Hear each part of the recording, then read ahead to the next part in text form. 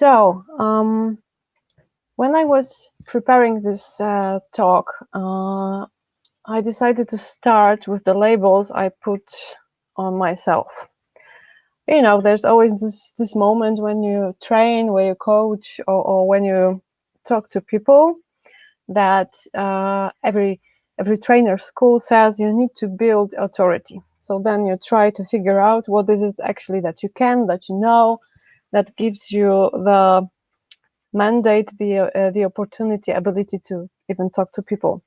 So when I listed all the labels that I put on myself before I start to talk, it's about things I really do. But when I saw the list, it was like, oh my God, the backpack is pretty heavy. So probably there is a little bias that I fell into myself. But fortunately, I find this photo somewhere on my hard drive. And it does remind me that I'm not all that, too much serious, why so serious kind of person, and that luckily I have some other labels as well. If you like to share, to type in the labels that you put on yourself, you are free to do that, or you can just start to think about them right now. What is it that you put, like a sticky note on your head, and what's written on it, and what it does to you? So this is pretty much about me. And before we start, and before we go deeper into this topic, I would like to ask you to perform a little mental activity. And we will get to back that later at the end of the speech. Not right now, but at the end of it. So as a first step, please think of a person with whom you have some kind of difficulty, emotional difficulty. It could be your partner, someone in your family, maybe your boss in your professional environment. Think about a person and what he or she does that upsets you, irritates you, and in general gives you nerves. I'm going to give you a moment to remind yourself of that person, and I ask you to really visualize that someone. Put that person in front of your eyes. Imagine what it is that he does, she does, that gives you headache.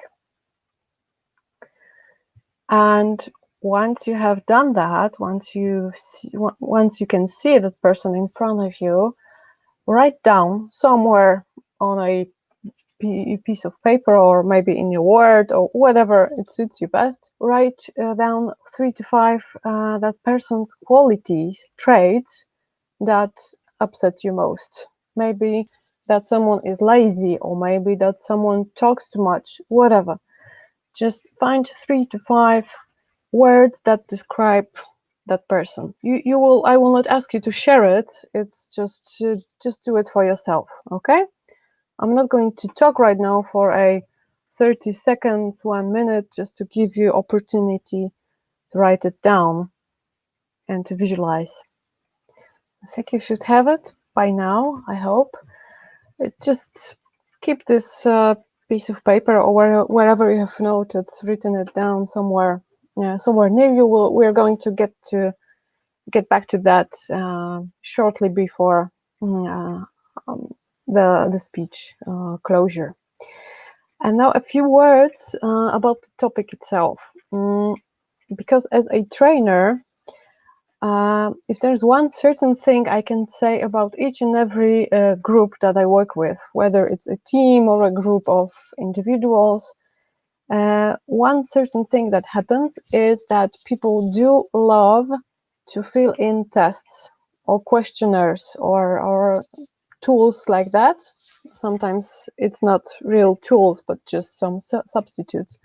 But whatever you give them, that makes it possible for them to search somewhere deeper in their minds or hearts and think, okay, who am I? What am I doing here? And then when you present the key, the solution to this test and they get the results, they are excited and they say, yeah, that's pretty much about me. Or they say, no, it's really not about me, I disagree, and things like that. So we as human beings really love to learn new things about ourselves. And there are many risks behind that fact. And unfortunately, they lay in irresponsible use of certain tools. One of them is that I didn't have any idea of this test until I took a serious management training program.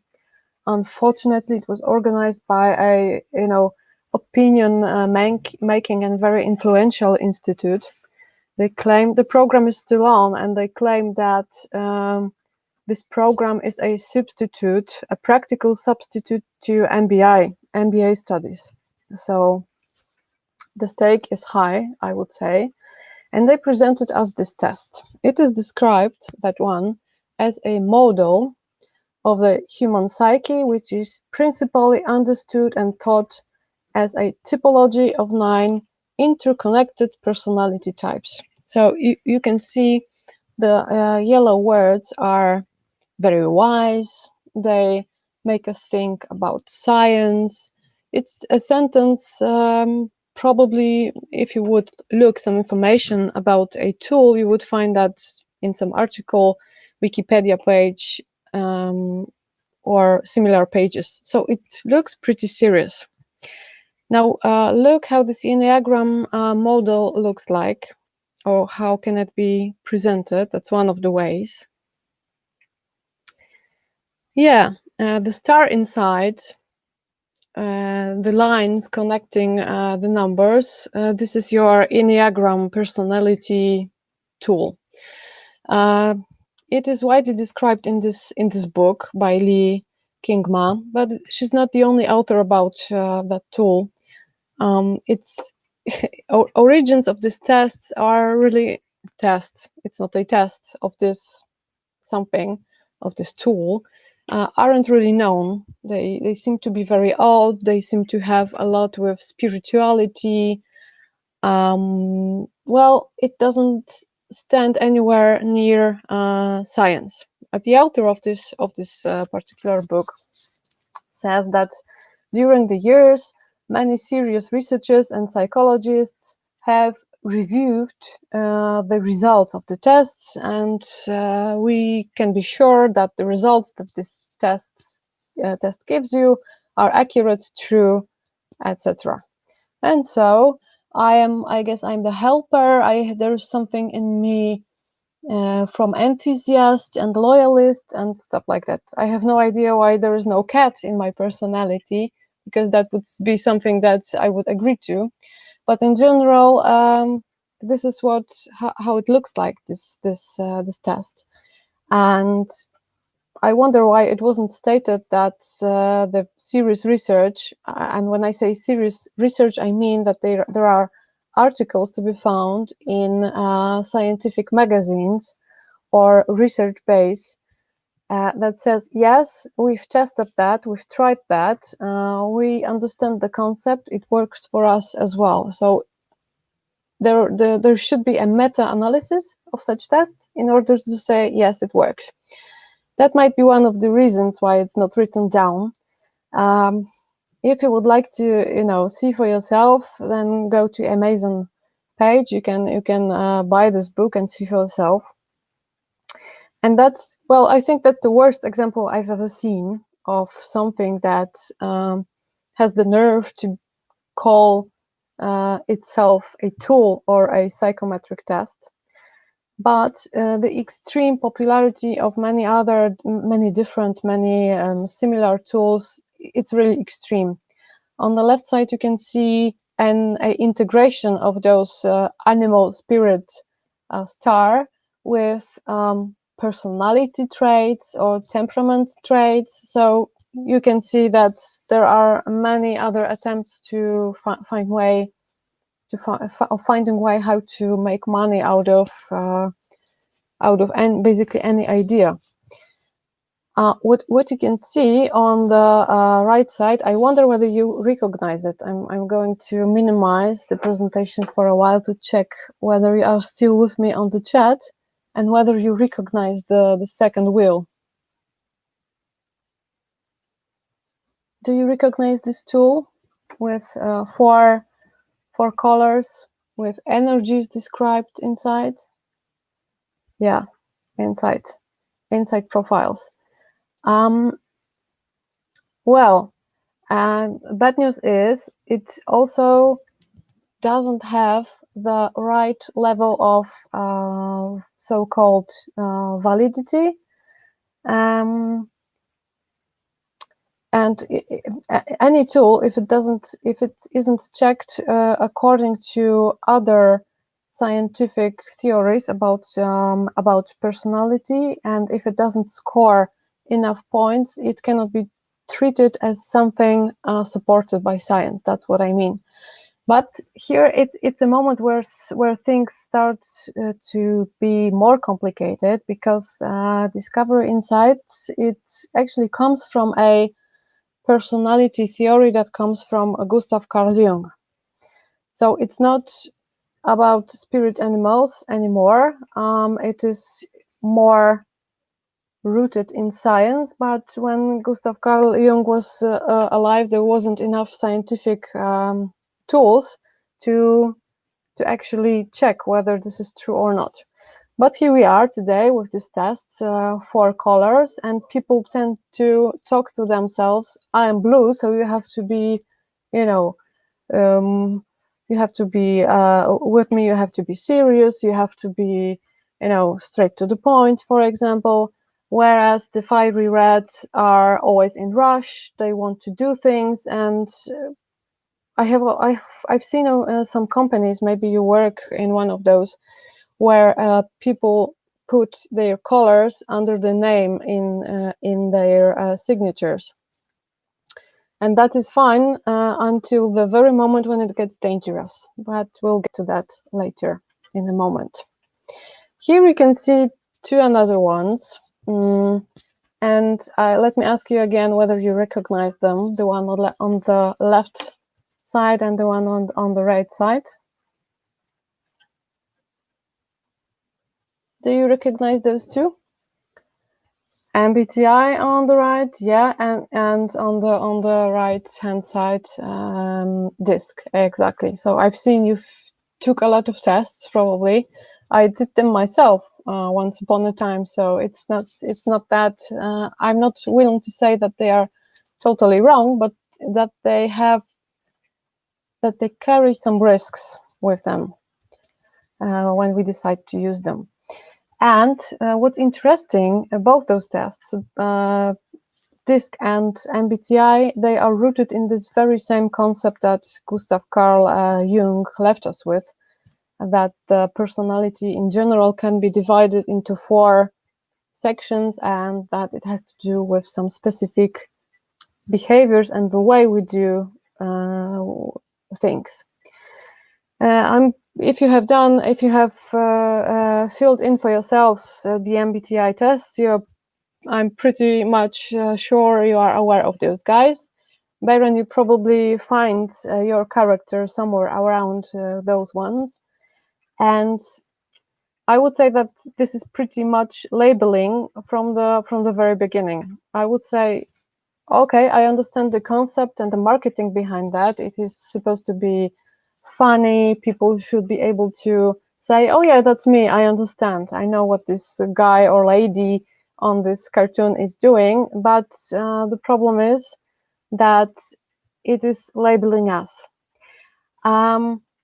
So in order to, before I get to the risks, in order to put some order in all the words that we use to describe human behavior and how people think, what they feel, let me present 3 simple statements and just explain them very briefly, so that we are from that moment on sure what we mean when we say that someone has, for instance, choleric temperament. This is a construct that is biological. I would even say that physiological. So you are born with a certain temper.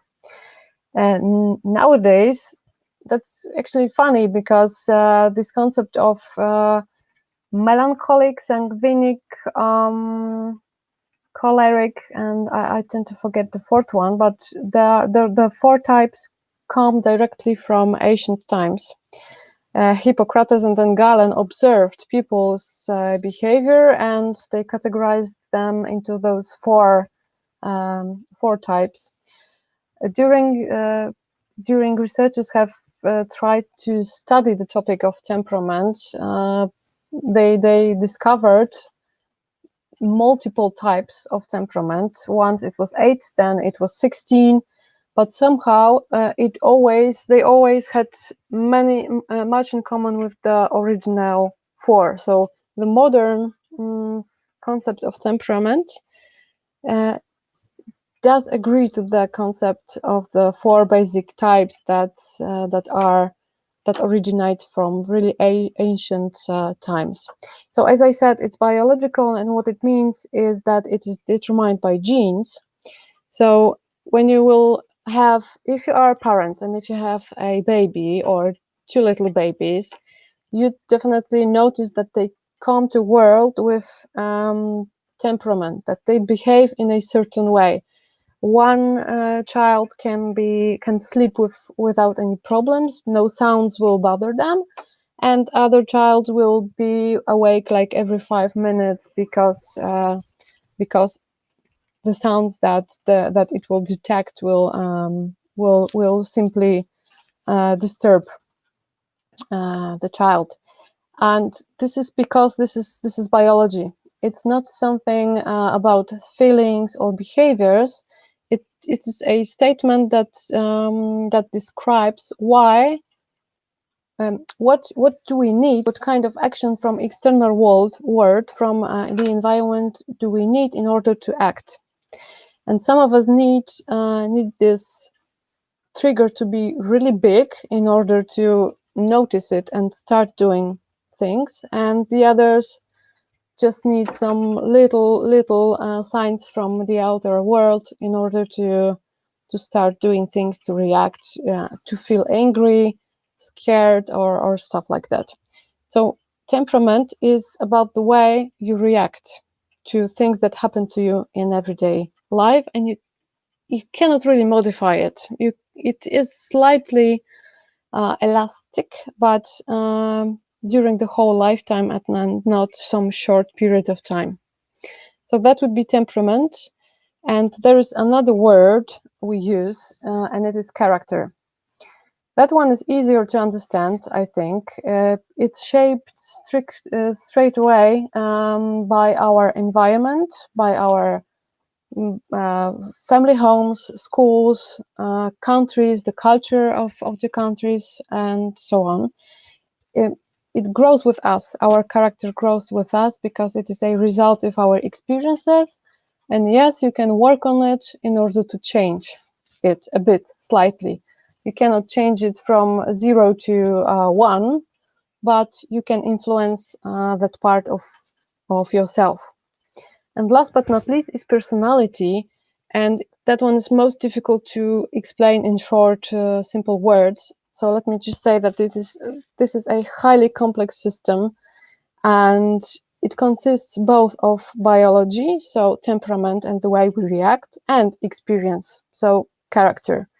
The connections between character, personality, and temper are still being diagnosed, still are a subject of study, so we cannot be sure what are the linkages. We just know that definitely there are some.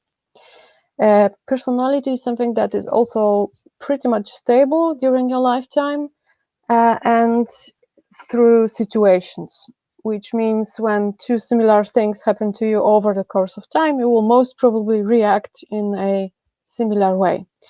So we have to differentiate. We have to know that when we speak about character, we mean something a bit different than when we mean personality.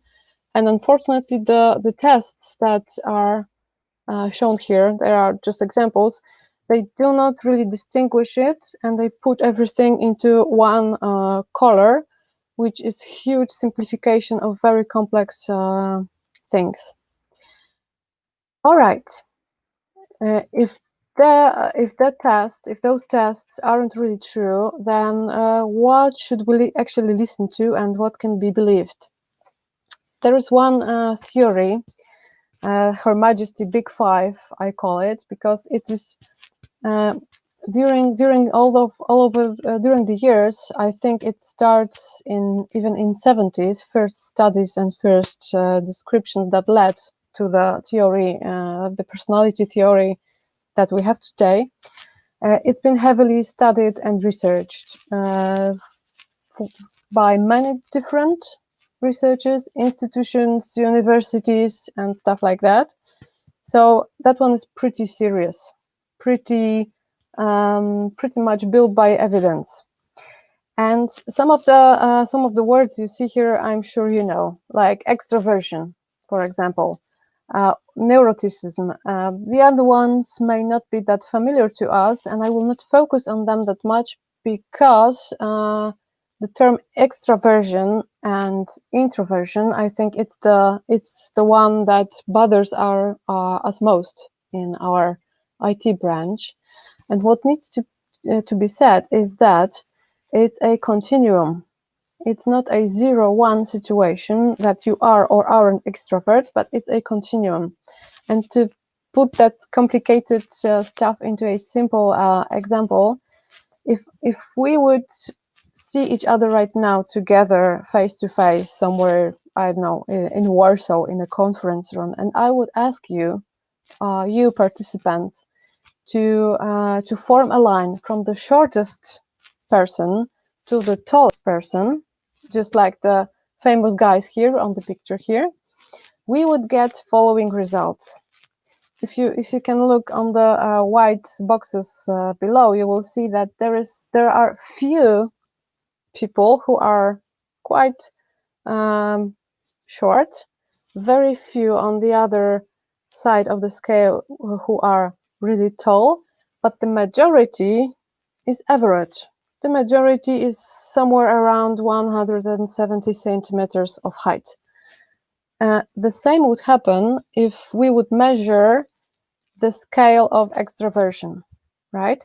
So some of us would be highly extroverted, and some of us, but little amount of us, would be extremely introvert, but the majority would be somewhere in between and somewhere on the average. And what most of the tests, including MBTI, are doing is that they throw away the concept that this is a line, that this is a scale. So this is a serious mistake when it comes to scientific approach, because it is like you would say that there is extraversion or nothing, and there is introversion or nothing, so 0-1 situation, whereas you can put it on one scale, just like here. So most of us probably are if we would take the Big Five personality psychometric test, most of us would be somewhere around the blue area, probably because we are in the branch where really people with more preference to work alone, not necessarily always within teams. We might have more people next to the introversion end of the scale, somewhere near the green field, but it wouldn't be the vast majority. So what I wanted to say to sum up is that when we take tests, it's very important to remember that people aren't red or yellow or green or blue, but we are always somewhere in between. And moreover, we react and feel differently depending on whether we are stressed or not. We can react to some people in a different way than to people than to other people. So it is really not that easy to put people into one color. I would encourage, if you are thinking maybe to use one of the tools that are broadly available on the commercial market, to use it within your team. Look for those who do not describe certain types, either or, extrovert or introvert, but that kind of tools that will show you where you are on the broader range of possibilities. All right. A few words about why labeling is so risky and dangerous. Magic really can happen, but the trick is that we put the magic and the spell on ourselves or other people. Very famous research in 1960 has been conducted, very easy one. In US schools, each year before children start school, they are tested with some IQ tests. So IQ, the level of their intelligence is measured. So imagine a boy, I don't know, let's call him maybe a Derek, this guy here in this yellow t-shirt. He just started his school, he filled in the papers, and his teachers received his results. And let's say that, like majority of people, because same as the situation with being tall or short works for IQ, most people are around the blue scale, the average. So it was for Derek. He wasn't, his IQ wasn't too low, it wasn't also too high. He's a regular boy, a child with average IQ. But the researchers have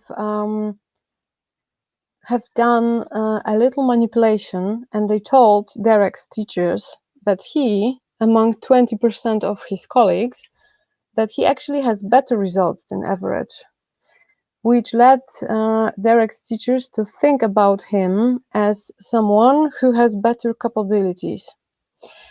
Because of that, unconsciously and not being aware of that, teachers gave more attention to Derek. They believed stronger in his capabilities, what he is able to achieve. And he had more of their attention than his colleagues. And so after 8 months, guess what happened when Derek took the IQ tests once again? It appeared that his IQ has raised significantly. The difference was about 24 points in comparison to the basic result, which is huge difference. And actually, Derek did nothing special about that. It was his teachers who, because of the label Derek was put on his forehead, that he is maybe a kind of genius, they started to treat him like someone special and more talented than the other kids. And so, after 8 months, it appeared that Derek can be really better at things he was than he was before, just because that simple label that was assigned to him. And when I ask myself when I like my labels and when I don't, there are certain situations when it suits me, then I think of myself of someone very serious, knowledgeable, and stuff like that. But there are also situations that I don't like this label. And the thing is that, and the problem is that when we would treat ourselves like blue ones and the yellow ones, then we throw away a whole bunch of different situations and possibilities, and we start something that is called self-fulfilling prophecy. I don't know if you know this lady. She was not that long ago quite popular on Instagram. Yeah. You know her? We need to finish. Okay, let me just A few minutes. Yeah. Thanks. Let me finish. It's I'm I'm at the end already. What I just wanted to say is that when you look at that lady, you probably would never think that she's a doctor and a surgeon in the Adelaide Hospital in Australia. So that's another simple example of how we judge people based on their looks, and we are pretty aware of that. That we do that, right? We even say that we shouldn't judge a book by its cover, and it's much more difficult not to judge people by what they think of themselves. I mean the labels, right? So finishing and wrapping up, when you think about the labels that you like so much, I would like you to look at the piece of paper you have somewhere near you, and look at the traits that you've noted down of the person that irritates you or makes you angry. And what I would like to tell you is that those traits are also part of your personality. This is Carl Jung would call it a shadow, and only knowing your shadow and the traits that you dislike and do not accept, actually accepting them, that you have them, makes you a whole human and not a vampire. But because only vampire doesn't have a shadow, right? Why this is funny and important, why am I saying this to you? And you might be right now irritated or angry with me, because what I'm literally saying to you is that some traits that this person who irritates you that much are in you, and they irritate you because they are in your shadow, in your unconscious part of your personality. This is also Gustav Carl Jung's concept, just like the 4 tools that I've been showing you before.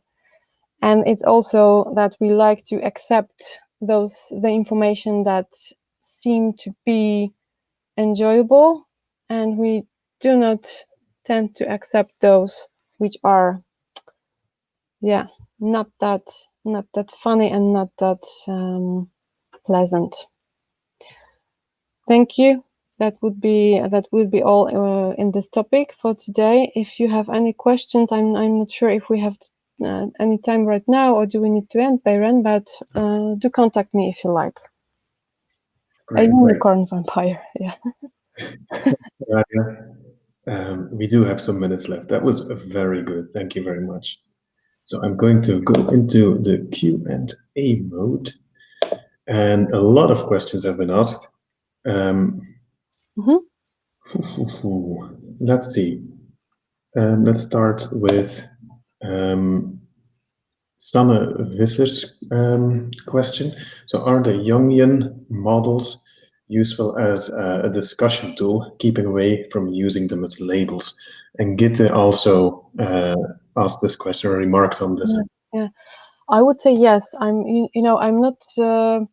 I wouldn't dare to say don't use them. It can be they can be put into trash. No, but we definitely have to remember that they aren't 100% scientific, and I think it is because of the business models of the different companies. Because well-developed, researched scientific tests costs like about €5 per person. And if you remember how much costed your company or yourself, your Gallup test, your DISC, MBTI is for free, but some of the tests are pretty expensive, right? And it is because, that's if we don't know what's going on, then it's probably about money. So yes, they are useful as a discussion. But what I noticed from my experience from the trainings, even if I say, guys, don't be that serious about that. I just want you to discuss, to get to know your who you are, just to maybe form a better team. That isn't always enough, because our brain has this tendency to label. So it will happen also if we would take a serious scientific test, the labeling thing would happen as well. But if so, then it is much, safer and better for everyone to have a tool that is actually confirmed, right? Than a tool that describes your that you are a cat or a surfeit or whatever, right?